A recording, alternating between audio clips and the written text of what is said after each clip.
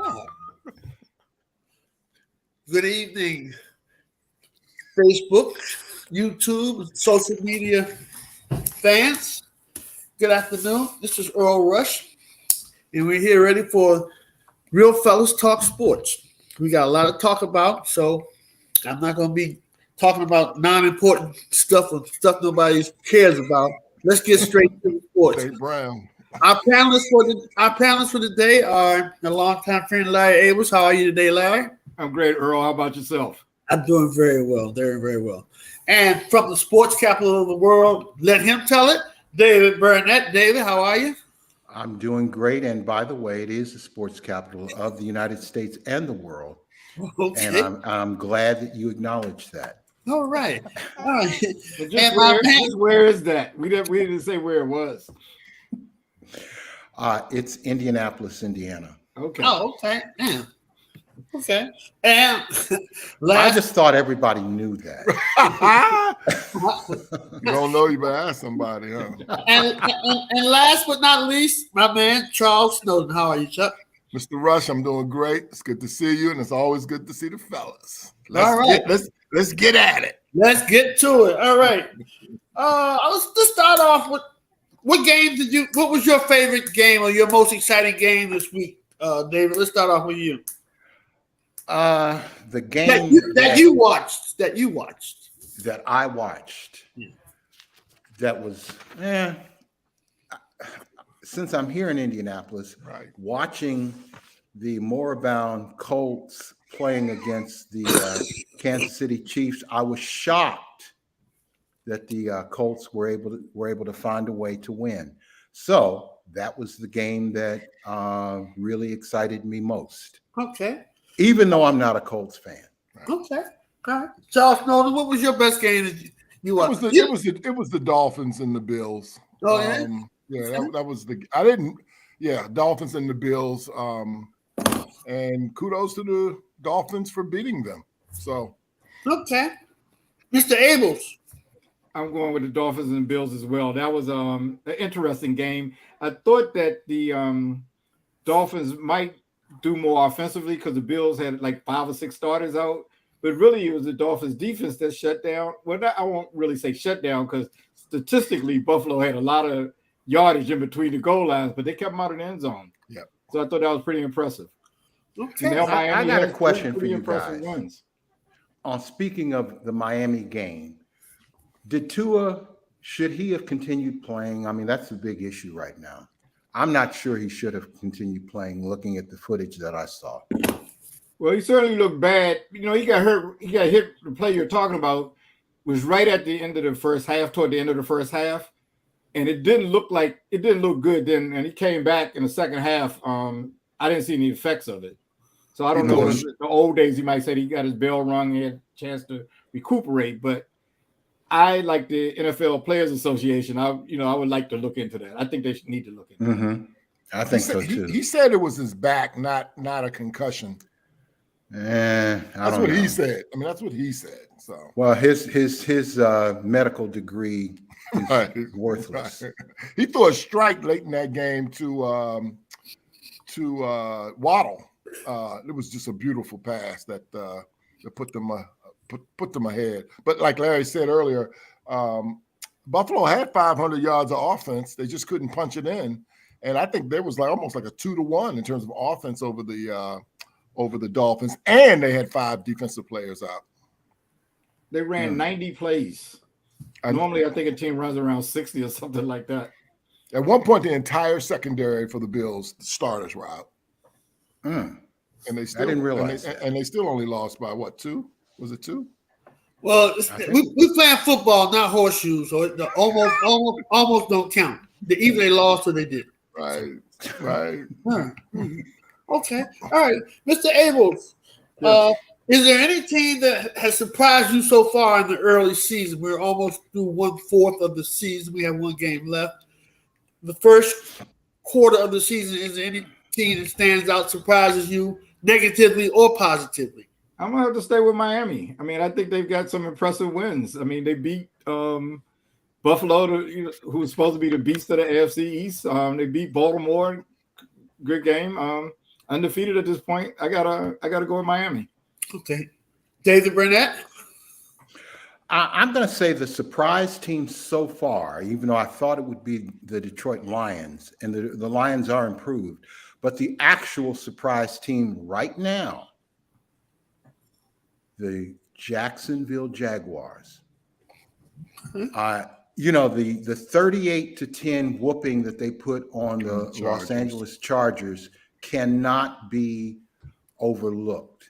And Trevor Lawrence outplayed the golden boy out there in Los Angeles. I just have a feeling that Jacksonville, because remember, we're only a few years away from Jacksonville being in the AFC Championship game. That wasn't that long ago. So right now, I think they're the surprise team to me. Okay.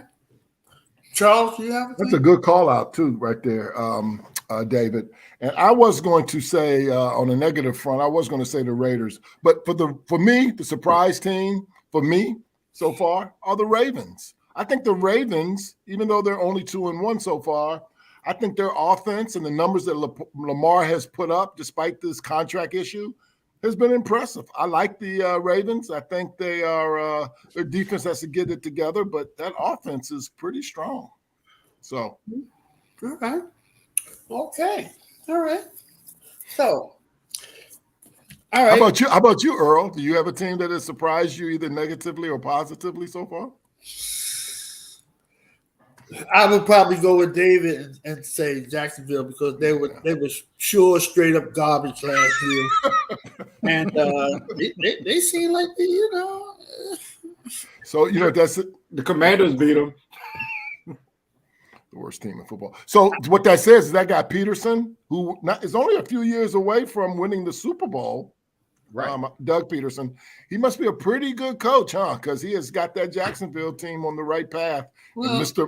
David's favorite coach, Urban Meyer, had no idea what he was doing. I don't know whether he's a good coach or not. He's been around some successful teams, but it could just be that their coach that they fired was so bad. I don't know. I'm not a big Doug Peterson fan. I don't follow him that much. I'm not knowledgeable enough on him to comment on him. He did a good job with the Eagles, and he seems like he has Jacksonville in the right direction. So I'm not going to say nothing bad about him for sure. Okay. All right. Larry, let's go with your top 5 ranking for the NFL right now. I know it's early in the season, but what you have seen the last 3 games, the first 3 games, who are your top 5 teams? Okay, and I'm going to use what I think the voters use, like for when they rank college teams. So I have to say, number 1 is Philadelphia. Number 2 is Miami. Number 3 is Baltimore. Number 4 is Kansas City. And number 5, I'll say, are the Rams. Okay. All right. Let's go on with you, Mr. Burnett. Your first 5 teams ranked right now. Okay, number 1. I agree with Larry. The Philadelphia Eagles right now look like the team to beat. The Miami Dolphins would be number 2 to me. Number 3, despite their loss to the Colts, I got to put the Kansas City Chiefs at number 3. Number 4, my surprise team, the Jacksonville Jaguars. And then number 5 is a tie. I've got the Los Angeles Rams and the Buffalo Bills tied for 5th. Charles, wow. I do. I have a team that you guys hadn't mentioned that I'm going to stick them in my top 5. But let's do it the way you guys did it, which is I think the Bills are the best team in football. They're 1. I think the Eagles. I think they're going to be the NFC representative in the Super Bowl. They're 2. The Dolphins are 3. The Ravens are 4. And I got the Packers at 5. Okay. All right. I like Aaron Rodgers. What can I tell you? Hey. I forgot about Buffalo when I was doing my list. Right. I swapped them for the Rams. Because they're easy. They're not easy to be forgotten, but I can see you forgetting them. I guess I was feeling Baltimore more. That's the team. Well, I don't even know how you guys got Baltimore in there, but oh man, they lost that one game to To- Miami that they should have won. Exactly. You know, the team I'm surprised that neither one of the four of us have mentioned who is a surprise team a little bit is that Philadelphia crew, that Philadelphia Eagles team with the way Hurt is playing right now and just that offensive and defensive line and those two wideouts. They got a really, really good team. And I hate to give anybody in the NFC any props because I'm a Commanders fan. Yeah. But they are good. I didn't mention them as a surprise because I expected them to Be this good. do well. Yeah. No, I didn't see them as a surprise. I think they're a legitimate team with a legitimate quarterback. Okay. Impressed. We ranked our top 5 teams for early in the season. Let's see if we can move on to our top 3 ranked quarterbacks right now. I'm going to start with you, Charles Snowden. Okay, so my top 3 quarterbacks are Lamar Jackson. Hey, guys, from now on, any other question similar to this, I don't want no ties. If I want 5, I want 5. I don't want 5 and a 6 tie. I just want them. I'm so sorry, Earl. Oh, I wasn't referring to you, David. Oh, you must have been. Okay, Chuck. All right. I like Lamar. I like Lamar as my number 1 quarterback. I like Josh Allen as my second best quarterback. And right now, just because of last week, I'll take Aaron Rodgers as my third. Okay. All right. David Burnett, your top 3? Since you have confined me to 3, my number 1 quarterback so far is Jalen Hurts. I know Lamar Jackson's having a near career year, but Jalen Hurts is having a career year as well. And I think Philadelphia is a better team right now than the Baltimore Ravens. So based on that, Jalen Hurts is number 1, Lamar Jackson is number 2, and Tua Tagovailoa is number 3. Wow. Ooh. And by the way, what do all 3 of those young men have in common? They're minorities. The NFL has come a long way. And, you know, the top quarterbacks now are evening out. Yeah. Thank God. Okay. All right. So normally when seasons start, usually the defense has the advantage. That's how it's been since I've been growing up. But it seems like the defenses are really up on the offenses this year. Do you know any other particular reason? Do you know any particular reason why, David, or it's just the numbers are just up? I don't know if there's a specific reason that I'm aware of. I mean, I think every season has its own way of playing itself out. It could be that, you know, the reduced number of preseason games, preseason practices, the constraints on what players are allowed to be able to do in terms of training may have something to do with it. Okay. Larry, do you have it? Can you elaborate on that situation about defenses seeming like they have a larger upper hand on the offenses early in the season? Sure, but first I would like the opportunity to tell you guys who the top 3 quarterbacks are. Please do. Okay. Head and shoulders above. It's real easy. These are 3 easy picks for me. Lamar Jackson, Josh Allen, and Patrick Mahomes. Those are the top 3 quarterbacks. With respect to the second question that you just asked, I think David's on to something there. I think a lot of it is maybe lack of preseason, lack of preparation. And I think it's just things will have to work out. Maybe defenses start off quicker than offenses do. Okay. Charles, you have anything to say on that subject? Yeah, first of all, I want to do a do-over. I want to put Hurts. I want to put Hurts in place of Rodgers as my third quarterback. I blew that, so I just want to get that on record. So listen, I think David and Larry touched on it. The fact that they only had 3 exhibition games, and those quarterbacks in the offense, they didn't play their starters a lot of times, or they only played them a quarter or something of that nature. So this is kind of like the offense's the first couple of weeks is like the offense's exhibition season. I think October they will start to pick it up a little bit. It'll be interesting to see if that happens. Okay. All right. Before you ask the next question, Earl, I just had some numbers about quarterbacks. You know, the NFL is always about quarterbacks. But before the show began, I asked you guys to tell me who was the number one percentage passer in the NFL, and you guys didn't get it. Wasn't even close. It's Geno Smith.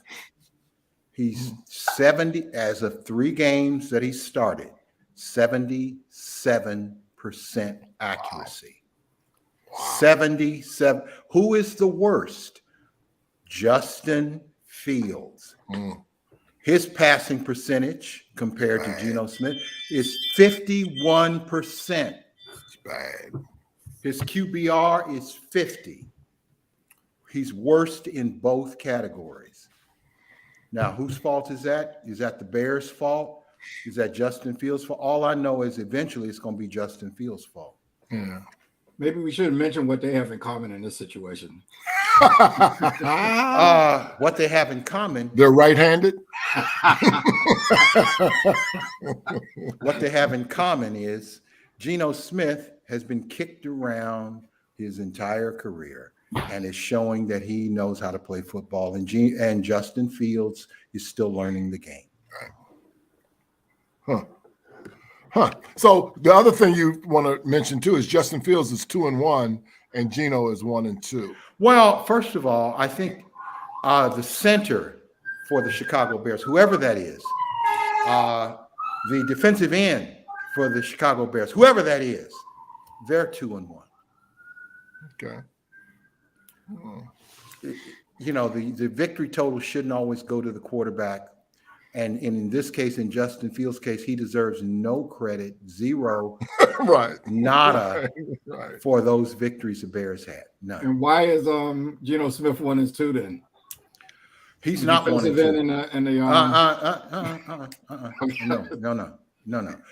Seattle is in full rebuild mode. I'm just saying that the guy that I felt bad for the last 5 or 6 years is getting a chance to show that he can play football. That's the only point that I'm making. Well, I can't wait to revisit.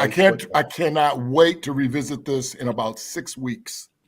I cannot wait. The kid is not. He's not a bad player. He's terrible. He wouldn't be in the league. Are you kidding me? There are a lot of bad backup quarterbacks.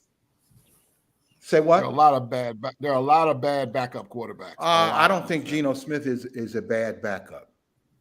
Please. Right now, he's a starter. We'll just leave it at that. 6 weeks. Give it 6 weeks. Can't wait. We'll revisit this around Thanksgiving. Yes. Okay. You know what's funny? I'll tell you another thing that's funny about that too is there a quarterback controversy? I know the guy gets a lot of money, so it probably isn't. But is there a quarterback controversy in Dallas? Wait a minute, Charles. You know we got a whole lot of stuff to talk about. You know, why are you bringing up stuff that's stupid? That dude is 2-0. That sorry ass Dak. You know there's no quarterback controversy. Why would you even ask that? Be. Is it because of the money? Well, why should it be, Charles? Why should it be, Charles? He looks better than Dak to me.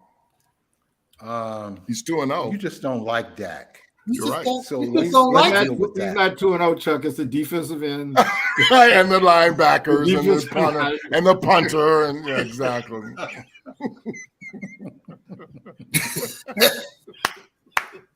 Michael Parsons 2-0. Okay. Well, no sense to me asking you how you feel about Geno Smith. Okay. All right. I don't like him either, but I'm gonna listen to what David's saying. He's proven me wrong so far. David is right about that. Well, I don't think too much of anybody who gets punched in the face get their jaw broken by a sucker punch by a team. Wow. I don't think, Earl. because that's cold. No, obviously nobody thought too much of him to do something like that. And he's the quarterback. He's the leader. Rarely do you leader of the team. How many years ago was that? That was 6 years ago. That's true. I think. That's all I can say. Yes, it does, but it still happens. So it could have happened 40 years ago, 60 years ago. It could have happened yesterday. It still happens. So why are we asking how many years was it ago? Because I just want to know. Well, you brought it up. Okay. All right. I can't believe we spent 7 minutes on Geno Smith. I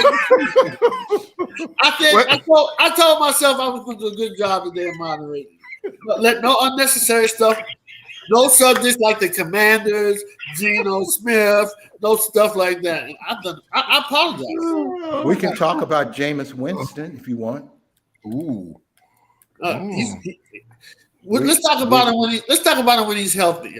Then we can talk. Is Is he on the field? Hurt. Right. Huh? He's on the field. Right now, he's not. He didn't practice today, but he will be on the field in London this Sunday.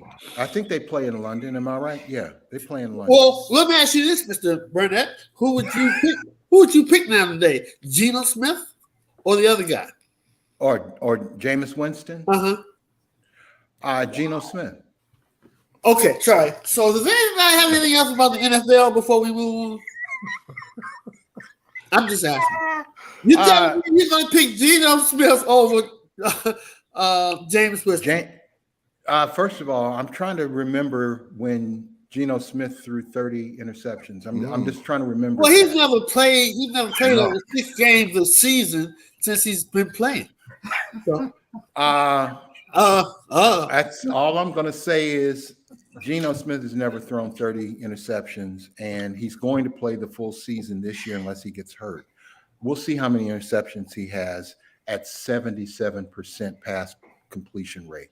Anyway, I do have some more questions about the NFL. Okay, let's fire him up, brother. The Raiders. Let's talk about the 0-3. 0-3. Josh McDaniels, the coach, failing again. Another tree member of the tree, of that Belichick tree. Belichick coaches don't do very well. They don't. Wow. Charlie Weiss, Romeo Cornell or Cormel or where the hell his name is. This guy here, the guy, Matt Patricia. Oh, sloppy Matt. Okay. Right. He's sloppy as hell. So they all can go home, but they all get to go home. They all go back to New England and resume their assistant coaching. Well, let me ask you this. So the Bears are 2-1 Yes. with the dreadful stats of Fields. The Raiders are 0-3. Who's a better team? That's a good. The Raiders or the Bears? That is a good. Yeah, who's the better team? That's an excellent question. That is an excellent question, Earl. That's a good one right there. I would say the Raiders are better than the Bears. Yes. Okay. What do you think, Larry? Right now, Chicago is. That's a good question. Well, they do have the better record. Yeah, they proved it on the field.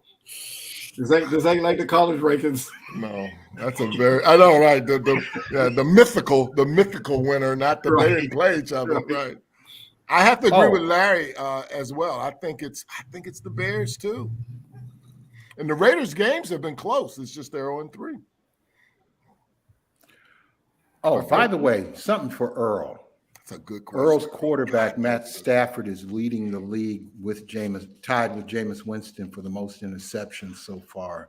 Some things never change. He always throws interceptions. I just wanted to bring that to your attention. Okay, the guy who won the Super Bowl has more interceptions. The guy who was playing quarterback. The guy whose team won the Super Bowl has just as many interceptions as Jameis Winston. Okay, all right. How many Super Bowls does Joe Flacco won? One. Okay, that's all I want to know. By the way, his numbers aren't bad either this year. Flacco's. His numbers. Flacco's numbers are pretty good. Yeah. 900 and some yards passing. That's an average doing the math of 300 and some yards a Yeah, game. like I said, his numbers are pretty good. But Pretty darn good. Joe Flacco? Okay. Joe, Super Bowl champion Joe Flacco. How many times has he won that? One more than we did. Okay. All right. All right. Are we ready to move on from the NFL, gentlemen, or does someone have anything else they would like to discuss? I think that's I'm good. I'm good. yeah. I'm good. Let's do it. Agenda. Whatever you had on the agenda is roll. Okay. All right. So, I know this is dumb and Chuck asked it, but do we really have a quarterback controversy in Dallas? I know. How about that? I mean, I'm not a Cowboy fan, but they don't. I mean, he looks like he's not making the mistakes. He's not, the team is, they've got balance with the running and the throwing. Have they played anyone? Wow. They beat the 2-0 Giants in New York. And by the way, the Giants were up 13-6 in the second half, and he led them back to 2 touchdowns. Okay, let's move on to the show. We were doing pretty good. Unequivocally, no, there's no controversy there. Okay, Exactly. let's move on. We don't want to mess up the show by talking about the $40 Giants. million a year. That money is well spent. Okay, let's go on to the baseball playoff situation. Larry, what do you got to report on the NBL, the Major League Baseball, MLB? Who are you picking to win it all, Larry? Oh, Los Angeles. They got a lot of junk in their trunk. They do. I look at them, and they've been the most consistent team, obviously, all year. Oh, the Dodgers? That's who you picking? Yes. Okay, that's who you picking. Charles, who are you picking to win? That's a good pick. So I'm going to preference mine by making this caveat. If DeGrom and if Scherzer are healthy and that they win their division so they can sit out the first playoff thing, I like the Mets because I like DeGrom and I like Scherzer a lot. And you can put those two on the bump in the playoffs. Good luck. Okay.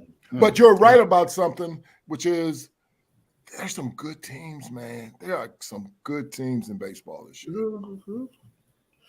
David, You got to watch out for Atlanta, too. They caught them. They caught the Mets and tied them. Yeah. you have a team, Dave, or you're not really into baseball? First of all, in the National League, the Dodgers have already shown that they're the best team in the National League, 106 wins. 3 years in a row. You can't spit at that. They got about 8-9 more games. They could win 110 or more games. So good. And the Houston Astros, Dusty Baker's team, 102 wins, best in American League. No one talks about I want to see a Houston Astros, Los Angeles Dodgers World Series. 2 black men commanding baseball teams. That would be great. That's what I'm hoping for. Okay. All right. So Larry likes the Dodgers. David wants to see the Dodgers in Houston. And Charles, who do you like? I like if those 2 pitchers are healthy, I like the Mets. I don't like them, meaning it's not my team, but I think with those 2 pitchers or 2 starting pitchers at the playoffs. And by the way, Alonso, he's third in the major leagues in home runs. So they got some pop in some of those bats too. Lindor is tough at shortstop. So I mean, if those 2 pitchers of Scherzer and DeGrom are healthy, look out. Dark horse are the Braves, though. They have a very consistent team. Like I said, there's some good teams. I mean, there's some really good. Like David said, the Astros are good, the Dodgers are good, the Mets are solid. The Braves are good. The Yankees are good. I mean, there's just some good teams. In the American League, I like Houston. I like Houston in the American League. The thing about the Dodgers, they don't have a closer, do they? Maybe I'm wrong. What? I know, that's crazy. They got 106 wins. What am I talking about? They don't need a closer. I know. They score a lot of runs. They have a closer. Okay. All right. Well, enough about the MLB. But not yet. Not yet. We got we got Aaron Judge and Albert Pujols to reminisce about. Okay. You start, Dave. Well, I posed the question. Wait, I posed the question at the production meeting, and I'd love to hear David's response to this because I know David is a tennis guy. But the other night, Pujols had his 700th home run, which put him in a very exclusive club with Babe Ruth and Henry Aaron and Barry Barry Bonds. Bonds. And then that's the same night, I think Roger Federer played in doubles with Nadal, and that was Federer's last time we'll see him, I guess, professionally, allegedly. And I just want to see what David thinks about, those two events. I mean, what was one bigger than the? Can we figure out the finish the baseball before we jump into tennis? Well, I was trying to tie that in to each other. Boy, tie it in. Okay, Dave. I think Albert Pujols, and I mentioned a little bit about him last week, I believe. He's had a tremendous career. I think hitting 700 home runs, hitting 2 home runs to get to 700 is a great way to cap out a career. There's no need for him to come back, no need for him to chase Babe Ruth and hit 714 or 715. There's no need for that. But I think Albert Pujols playing in the city where he gained his fame in St. Louis is important and a great way to end his career. Aaron Judge, though, I got a problem. He's gone 7-8 games without hitting a home run. He's stuck on 60. I don't know. I think he's choking. They ain't pitching to him.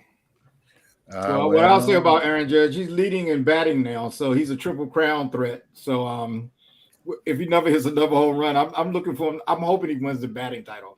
I'm sure he's going to win the home run title and the RBI. Not even close. Right. They walked him 3 times last night. I mean, they've been walking him like crazy. Well, it's not like they're walking him on purpose, though. It's not like these are intentional walks. Really? They're intentional, unintentional walks. They're intentional. You know what I'm saying? Yes. They're not giving him anything to hit. You said it perfectly. Well, okay, let me be the one to inject some controversy here. Okay. Aaron Judge is about 20 home runs better than 20, 18, 19 home runs better than the next best guy in Major League Baseball. Yeah, for Philly. Aaron Judge is what, 6'6", 6'7", 270 pounds. It's a big one. Is it just I mean, we've had players that big before, but Frank Howard. Is it possible? Keep an open mind. Is it possible that he's tainted too? Well, that's a good question. And we've raised that same question with Albert Pujols at times over his career. There were times we asked that same question. I think some players are given the benefit of the doubt. Some are not. I'm not saying Aaron Judge has taken steroids. I don't know that. Yeah. But, Ken Griffey, for instance. Ken Griffey hit 50 home runs, I think, at least twice. Mm-hmm. He's hit over 600 home runs for his career. Yeah. But because Ken Griffey was the son of a great Major League Baseball player, because he was a happy-go-lucky player for most of his career, no one ever suggested that he was part of the steroid era. Yeah. When in fact he might have been. He's no more innocent than Sammy Sosa, in my opinion. And I'm not accusing Ken Griffey. I'm just saying this whole steroid thing and who's on steroids and who's not is oftentimes who gets liked and who doesn't. I'll just leave it at that. And sometimes it's who probably uses steroids and who doesn't. Well, we don't know. What I stated earlier was Babe Ruth. Now he's the one you should question because he hit 60 home runs, which is more than any. Well, let me finish. First of all, I deal. Let me finish, facts. David. He hit 60 home runs, which was more than any team the year that he did that. So that's the one you should really question. First of all, steroids were invented in 1953, which is why it's possible that Roger Maris could have been using steroids. But just to say, but he is more than every other team. That jumps out at me. Okay. Yeah. He did. And what I was saying earlier was you had a record that was set in 1927, and it lasted until 1961, and then all of a sudden, in 1 year, 3 people break it. It looks suspicious to me. Well, Aaron Judge can look suspicious too. We can never prove a negative on Ken Griffey Jr. and any of those other people. And Major League Baseball does a lot more testing now, so that might be why Judge will get the benefit of the doubt. And he's a big guy too. Strong. And they got a short porch. And they got a short porch and left. He hits. I mean, and right. He even hits some of those shots to right field. What's that got to do with anything? Well, all of that matters. That might not have been a home run in some parks. Some of the shots he hits to right. God, come on, Chuck. But Babe Ruth, you make a good And a point. short porch too. They all playing in the same stadiums. Come on, man. Get out of here. Well, Earl, I don't know. That's one of the things I always wondered about baseball. A lot of the stadiums are different sizes, you know. And some people hit home runs, you know, they play at ballparks where they can hit it out. Some parks are bigger. It would seem like, you know, like in football and basketball, everything's a regulation size. Right. I always wonder about that with baseball. You're 100% right. It would be, wouldn't it be interesting if some gyms, for instance, some arenas had rims at 10'6". You played in Chicago, the rim was 9'8". You played in Los Angeles, and the rim was 10'4". That's baseball. That's a good point. They don't. I never hear people raise that question, and that's a good one. Because it's not a good analogy. That's why. No, but it's a good point that why shouldn't the field be standardized? They are in the other sports. Yeah. Why shouldn't it be? I mean, that's a legitimate point. I know originally they were building stadiums in cities where, like, Fenway Park is configured the way it is because just where they put the stadium. Mm-hmm. Yeah. And I think Wrigley Field was the same way. But the newer stadiums, it would seem like we got to have something, you know. Well, I think part of baseball's alleged charm is the fact that they do have different statistics for and configurations for stadiums. I think that's allegedly a part of their charm. I'm not for that, but that's what baseball will argue. Okay. I always wonder, why do their managers wear uniforms like they're going to play or something? They should wear suits, shouldn't they? That was always a question for me. If they were wearing suits, they wouldn't be kicking dirt on the umpires. Yeah, I've been following baseball all my life, and I tell you something, I'm not sure I have been posed that thing you just brought up about the size of the parks and the different configurations. I mean, I've known it, but I've never really thought of it in terms of home runs. And if you played your whole career in one different park, and those fences are further out, sure, that's a disadvantage. Now, imagine had Willie Mays played the majority of his career in Fenway or somewhere, a small park like Fenway, or as opposed to Candlestick, where it was windy and you had to really muscle that ball out of the stadium. Willie Mays, instead of hitting 660 home runs, would have hit at least 750. That's a good point. It's not a good point because you can't make that kind of estimation about that. I just did. What you did don't mean it's right. Well, it's a sports argument. We don't have to be right. Chuck, I always thought of the question because baseball has so many stats, you know, such a stat-driven sport, you know. And I was like, okay, well, the stadiums are not the same size. Some people play on AstroTurf, which ground balls go through quicker, you know. And a lot of times people would pick players that met those dimensions. Right. Mm-hmm. I mean, it's just a really good point of which maybe I've heard it, but tonight I just thought it was a great point that I don't hear it very often, and I don't hear even the talking heads debating that. Well, let me ask you this, Chuck. Is it a good? Well, we're the real fellas. That's right, real fellas talk sports. Is it a good point? I think it's legit. What do you think, Earl? Let me ask you this. Is it a good point? It's a two-part question. And do you care? Or is it a good point or you don't care? Well, until I heard it out loud like this in this forum, I hadn't really given it a lot of thought. But as we now talk through it, I went, wait a minute, that's a good ass point, I think. So now you look at all the all-time home run leaders and you say, I wonder what kind of stadiums they play. Played. Is that what you're telling me now? Well, that's a legitimate question. I'm asking you, is that how you are looking at home run hitters now? Well, no, I mean, the numbers are the numbers, but I'm saying if Willie Mays played in that air in Colorado, how many home runs would he have had? A lot. Of course, I don't know if the club was around then, but the point I make is Colorado is the ball takes off out there. It's just a point that I don't hear talked about, and I think it's a good point. Okay. All right. I mean, we talked about it in the production meeting. David, look, in California, Pujols couldn't hit those home runs. He couldn't do it. I don't know. Was it the stadium? Was it I don't know. Father time. But He wasn't embraced by the great steroids weren't fans as of good out St. there. Louis. The Right. great Yeah, fans he of St. Louis had a couple of really decent support seasons their out there, players. though. Right. He had a couple of decent seasons out there. Right. Decent. They Yeah, weren't 40-some home Pujols runs. quality. 40-something home runs, 30-something home runs, 40-something home runs.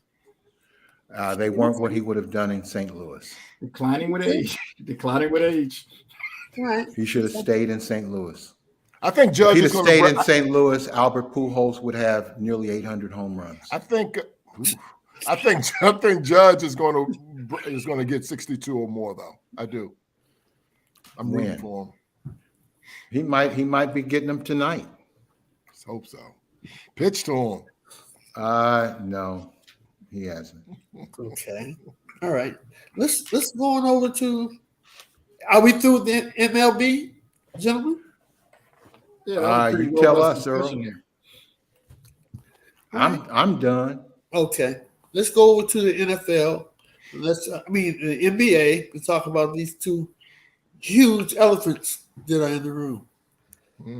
Let's talk first about what are your thoughts, David Burnett, on the situation about Saar, the owner's president of Phoenix? Well, I think he's very lucky that he's going to have the ability to sell the team. He says he wants to sell the team. Robert Sarver, the owner of the Phoenix Suns, said, who has displayed really callous regard for race relations, for dealing with women. He should sell the team, but he's going to make $1 billion. I just it just doesn't feel right. It doesn't feel right to me. Like the Clippers guy did too. Mm-hmm. Yeah, it's like you can mess up and make more money than you ever have. Okay, Larry, you have anything to say about the owner? Yeah, I don't have as much of a problem with him selling it. Matter of fact, I think he should.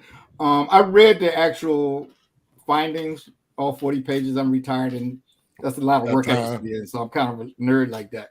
The biggest, he was horrible to women. I mean, it's pretty much the racial stuff. I really think a lot of that came from one coach who had a problem with him. I want to say Earl Watson. A lot of it came from him, even though he said stuff like, he was quoting people using the N-word. Of course, no white person should do that, but I don't think black people should say that around him either. Right. But the stuff that he did with women, as well as one man, he pulled some man's underwear down or something stupid. So he was out of control. He needs to go. Selling the team, of course, he's going to get a profit. Of course, if he had sold it 5 years from now, he'd make a bigger profit. Yeah. And he can't go around his friends and have his little toy to Phoenix Suns anymore. Right. But good riddance to him. He's just a regular billionaire now. He's not a billionaire with the ball club. Even more of a billionaire too. Right, exactly. Okay. Your thoughts, Charles? So here's my thoughts. I think that those players in that National Basketball Association, they run that league, man. LeBron James might be the commissioner of the NBA because as soon as they came down with the penalty, hold on, hear me out, Earl. They came down with the penalty, $10 million fine, 1 year suspension. LeBron the next day said, oh, no. That dude got to go. And then they all followed suit. Chris Paul made some comments. Some other players chipped in. And a week later, that guy said he had to sell the club. So the players in that league, to me, have a bigger voice. They have more to say. They listen. The ownership listens in that league more than they do in the National Football League, to me. I think that league is more image conscious, and after reading that report, I don't think it really mattered who said anything. I think he was gone. I mean, it was horrible, absolutely horrible.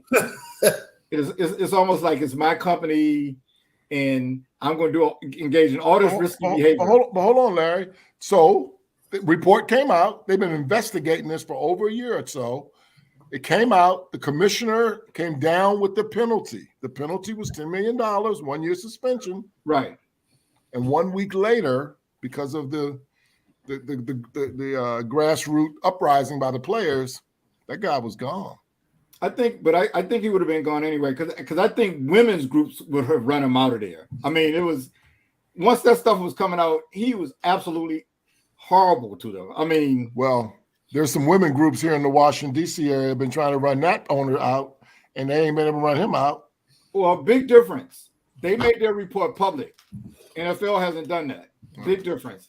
I mean, if you take the time to read it, it's like. But we know that we know what the shenanigans were. There's some of those reports are documented. I'm talking about in Washington too.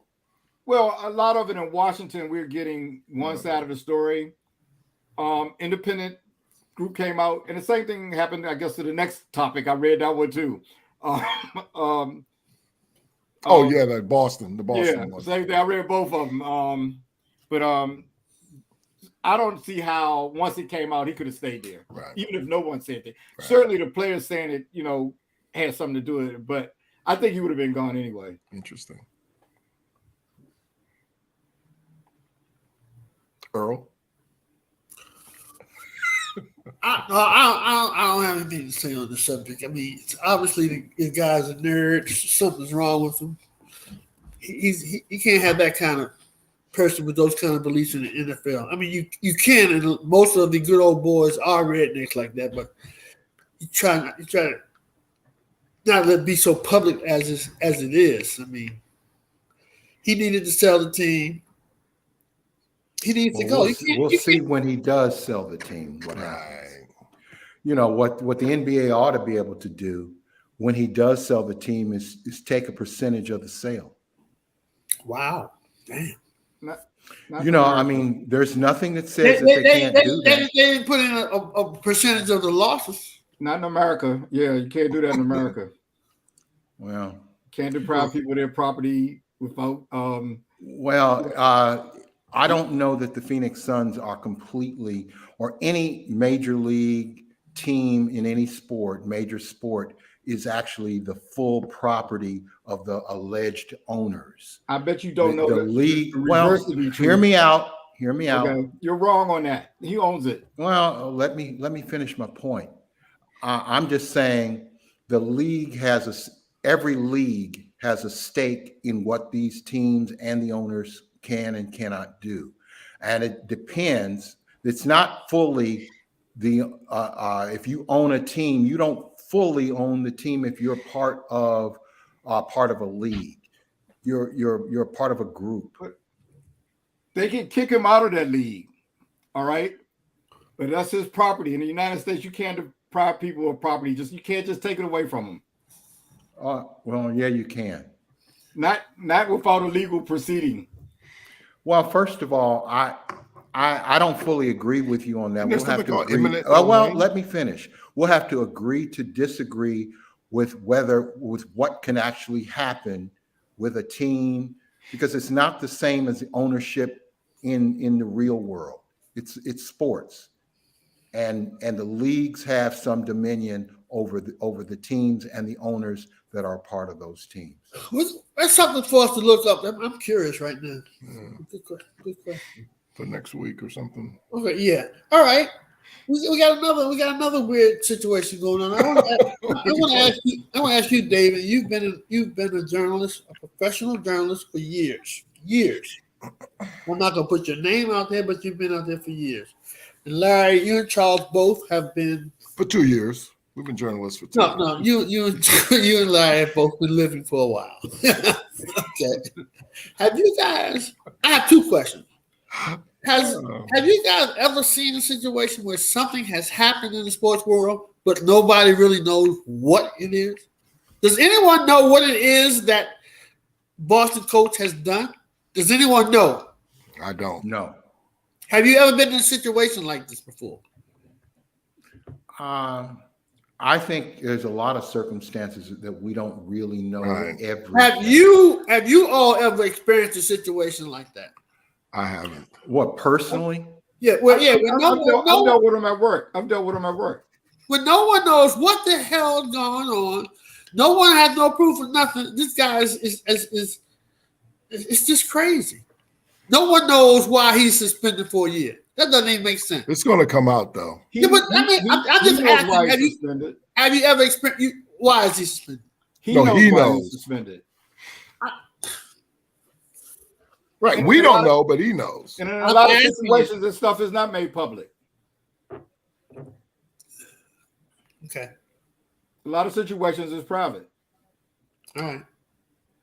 Well, when it comes to personnel.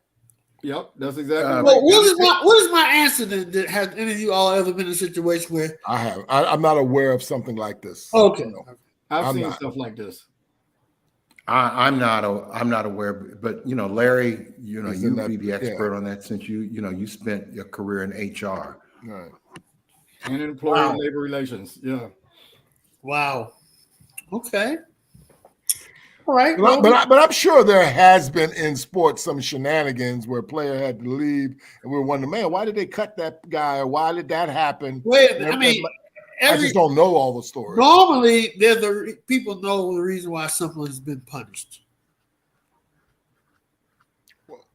What I guess is the employees for the Celtics had to sign NDAs and are told not to talk about it.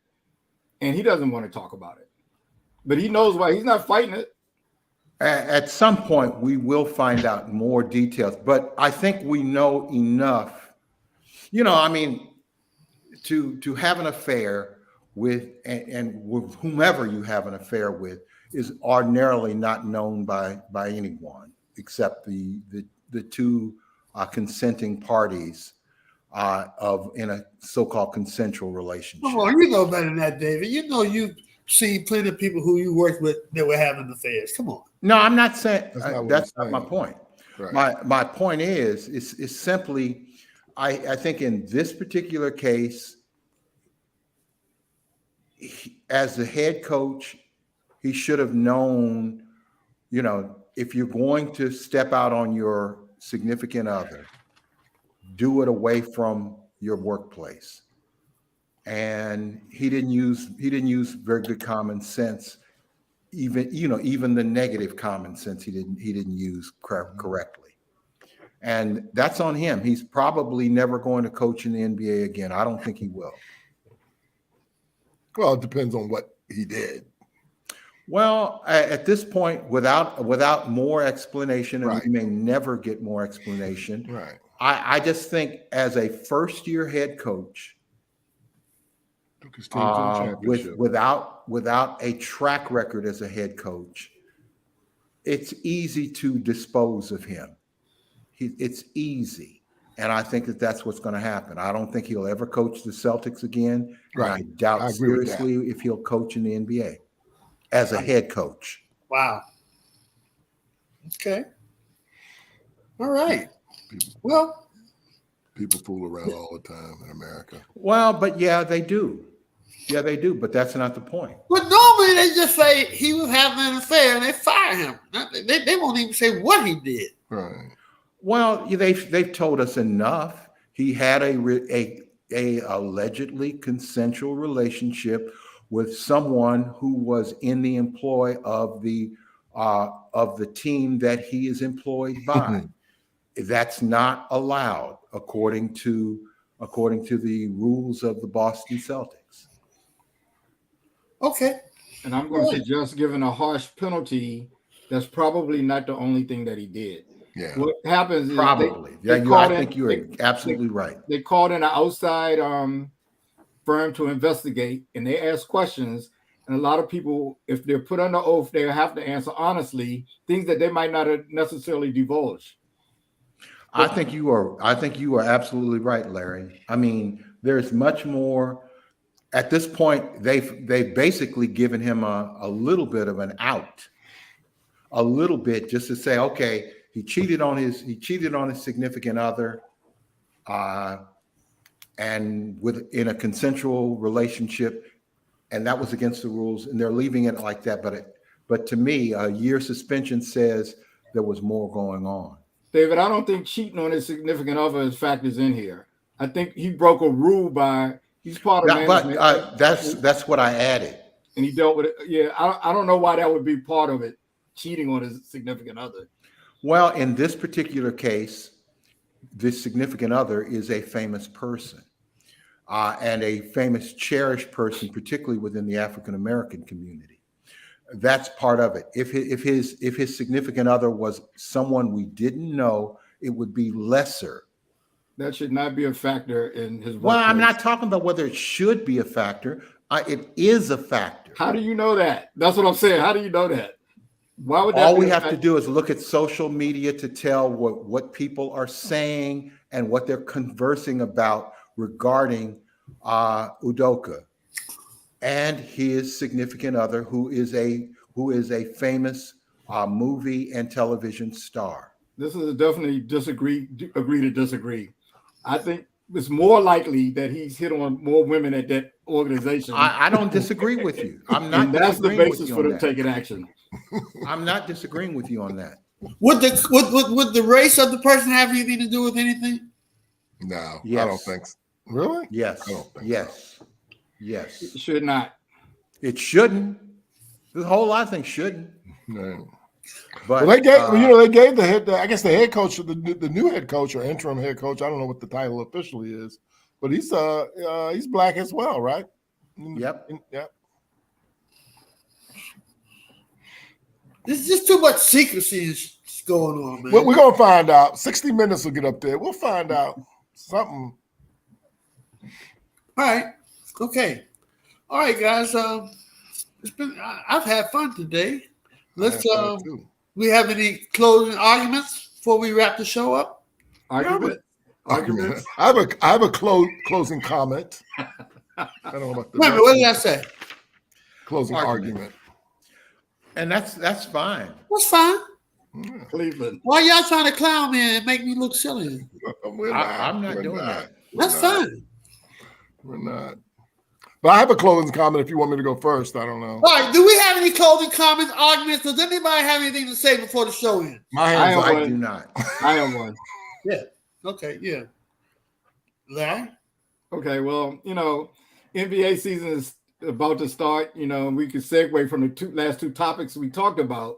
But there's some other problems that are going on. And I can't recall a season like this, and it may have happened before, where we have marquee clubs having problems with some of their personnel. For instance, we all know about Phoenix's owner, but the coach of Phoenix has not talked to Ayton since last season. The playoff game. They had an interview, and Ayton is only paying 17 minutes a game, and they haven't resolved that. And that's still up in the air. Also, Crowder, who plays for Phoenix, has asked to be traded right before the season starts. Well, he let it be known publicly right before the season starts. Then I'll go to Brooklyn. Oh, During the offseason, Durant asked for his coach and GM to be fired. And then, they couldn't come to an agreement with Kyrie Irving. So that's kind of hanging out there. right. And I'll just say Los Angeles, another marquee.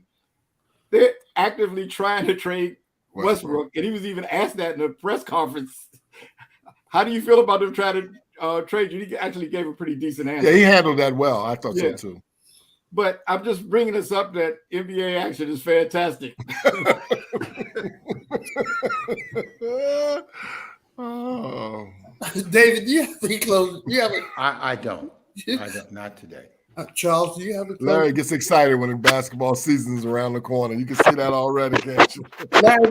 Charles, do you have a closing statement? I do have one. So we've been talking about baseball and home runs and Pujols getting his 700th and Judge at 60, etc. And I wanted to bring up my all-time favorite baseball player. His name is Barry Lamar Bonds. He is the all-time leading home run hitter. He has 762 home runs. He had 73 in 2001. 14-time, National League All-Star, 8 MVPs in the National League. I just think he played 22 years in the season. Willie Mays was his godfather. He was a 12-time Gold Glove.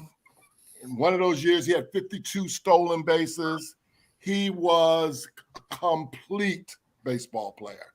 And I know people want to talk about the steroid years, but in 93, he had 46 home runs, 128 RBIs, and he batted .337. So I just wanted to mention Barry Lamar Bonds. I know people don't talk about him because of the steroids, but allegedly. But the reality is, he is my favorite baseball player, and I love the old-time baseball players. And I love the Frank Robinsons and the Willie Mays and the Roberto Clementis and the Bob Gibsons. But Barry Lamar Bonds is my favorite baseball player. Amen. Amen. Okay. All right. That's it. That's the closing statement that Barry Bonds is your favorite baseball player. Yeah. Okay, I'm just asking. Right. I didn't argue it. I just. Oh no! I was just asking, Charles. I'm just asking. We already don't. We don't. We used to have a policy about this, by the way. Yeah, we don't argue on nobody's closing statement, so I would have been said something before you even said 2 or 3 words. So we don't do that. We don't do that. David, it was great seeing you. Thank you for coming on the show, taking time out of your hectic schedule. Larry Abels, Charles Snowden, I had a great time with you all today. Thanks for having us, man. David will be the moderator next week. Hope you guys can join us next Wednesday. Every Wednesday at 8 o'clock on YouTube Live and Facebook Live. And that's about it. You did a great job tonight, Earl Rush. A great job, Go-Go. Thanks, David, Charles, Larry. It was great seeing you guys, and we're going to wrap it up. All right? All righty. All right.